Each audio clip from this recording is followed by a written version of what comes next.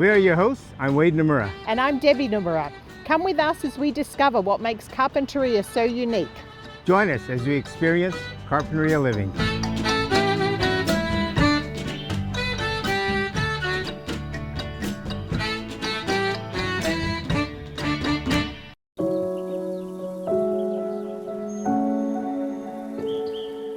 We are in the Carpinteria State Park right now. We are at the trailhead to the Bluffs Trail. With me, I have a special guest. This is Leanne. Leanne, tell us a little bit about yourself. Well, I've lived in Carpinteria for 34 years, and I have been working at the state park for 12, and we're going to pick up the Bluff Trail here and head inland or along the bluffs to first Tar Pits Park, which is a city park, and take a little look at the tar, a little sidetrack, and then we're going to find out what Shin Rin To Ku is. Fascinating. I should know that. That's Japanese. Well, let's go ahead, take a look and see what we've got.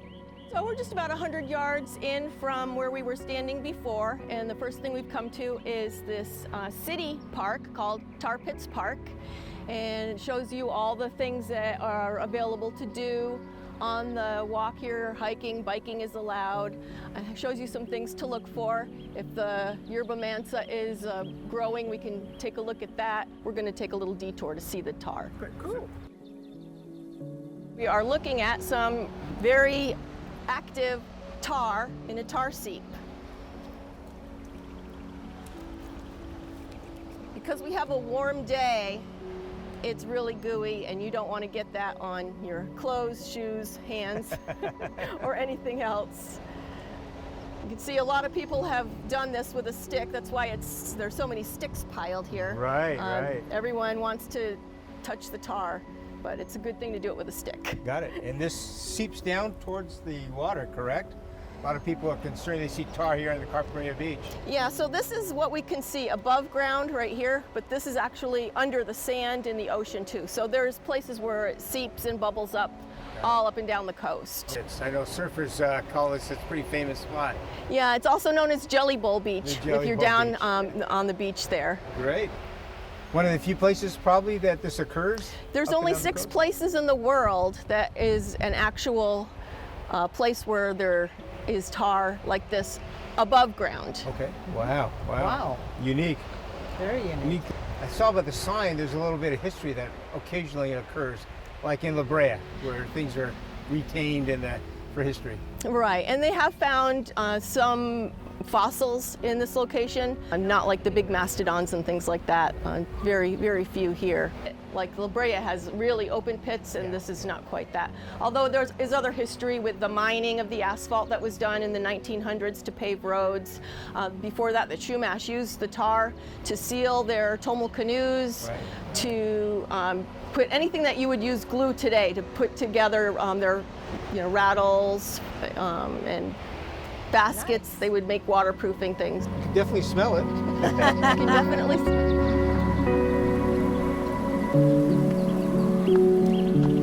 So the first thing you'll notice right now is a temperature change. We've gone from pretty warm to cool. You might notice the humidity change where we have more humidity. That's true, yeah. And then we're just going to let our senses take over right now. And we're going to think about what we hear. And we can hear the ocean.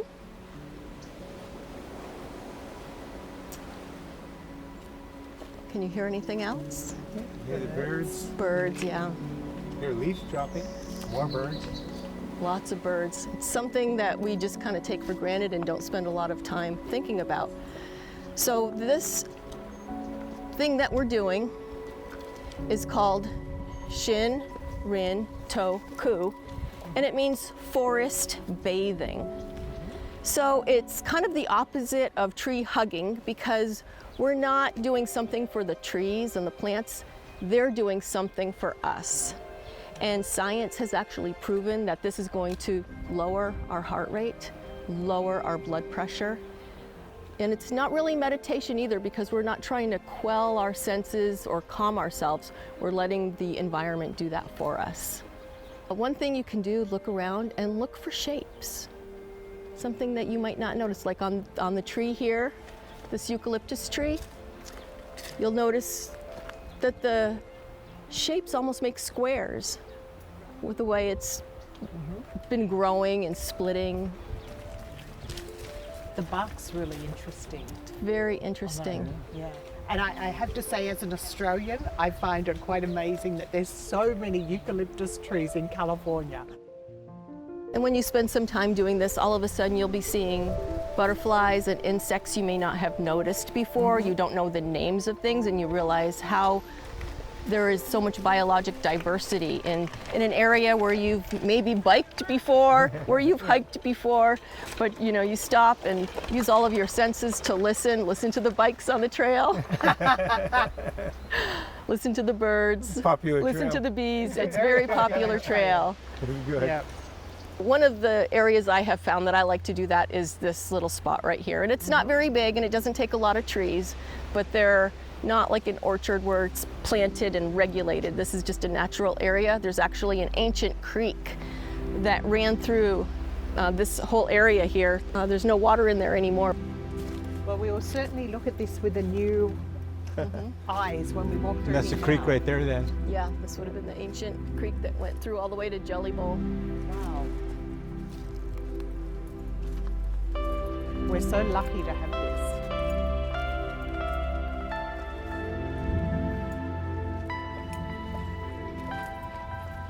So this is kind of top of the bluffs here, right? Yes, Yeah, beautiful area. All native plants. this is a California sunflower. And these are lemonade berry on the side.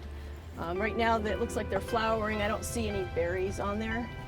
But when we have berries, they are very, very sour and very delicious. If you ever get out here and you kind of run out of steam for the rest of the hike, you can taste a few of those berries and that'll wake you right up. They're so sour.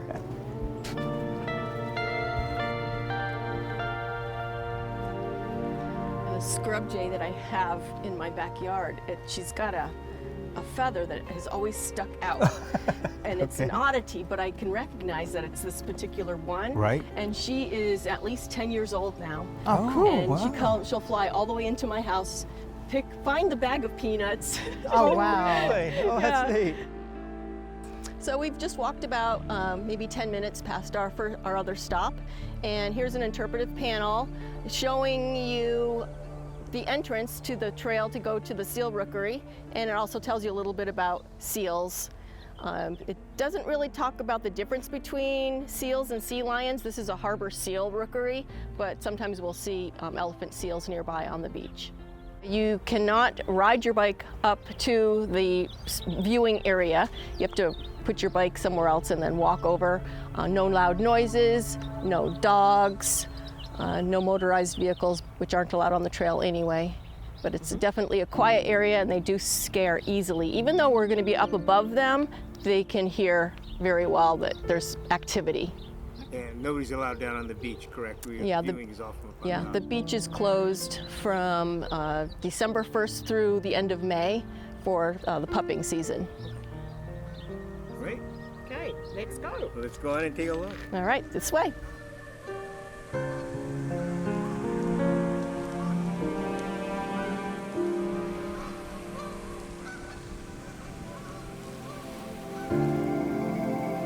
You're right now at the Seal Rookery overlooking them. It's a cliff that actually drops down to the ocean itself, to the beach.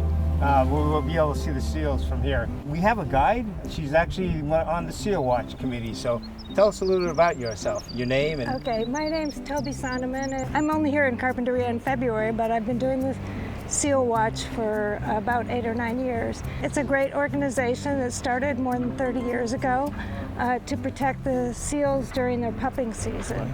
And that's basically January through June.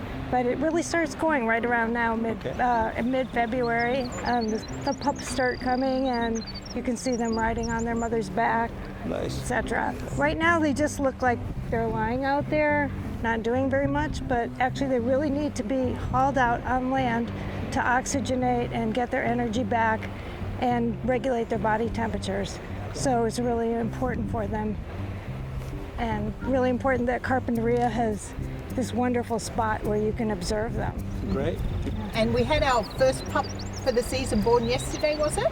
Yes, I believe it was yesterday, yeah. Great. Yeah, and it's out with its mom swimming. They swim right away.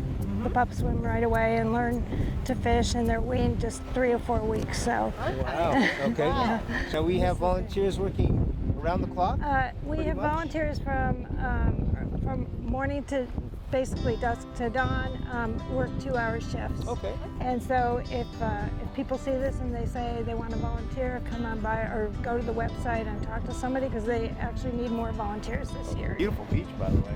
It is a beautiful beach, and we think that they might like this beach particularly because of those crescent rocks that they kind of offer kind of a buffer and Right. grow, algae and little food in there for the pups.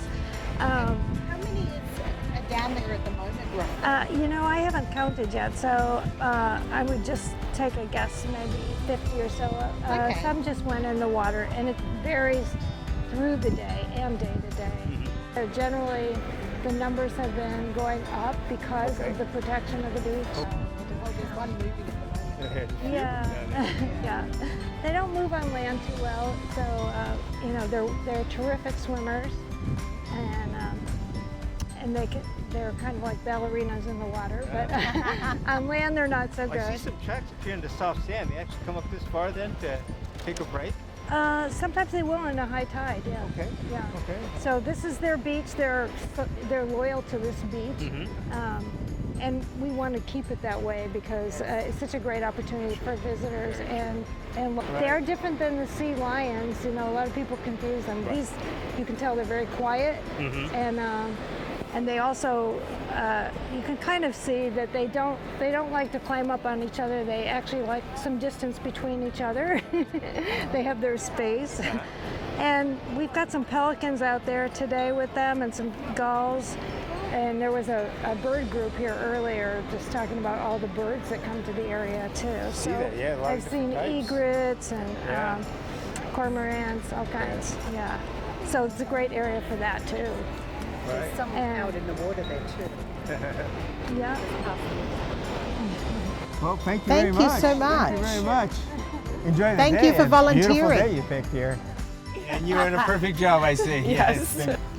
And for those of you that have an opportunity, come on out, take a look and see what we have to offer in Carpinteria. With that, everybody, thank you very much. We'll see you next time.